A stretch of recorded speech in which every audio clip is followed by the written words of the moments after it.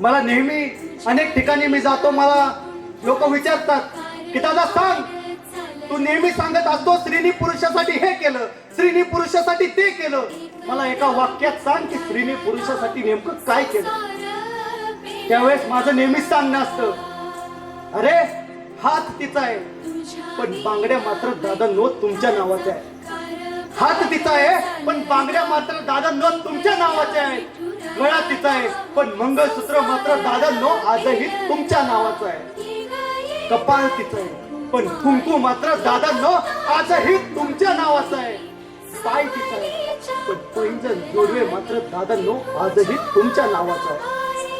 रक्त तिचं आहे, दूध तिचं आहे पण पोरग मात्र दादांनो आजही तुमच्या नावाचं आहे. सांगा अजून स्त्रीने पुरुषासाठी काय केलं पाहिजे. त्यामुळे या स्त्रियांचा सन्मान ही खूप मोठी गरजेची गोष्ट बनलेली आहे.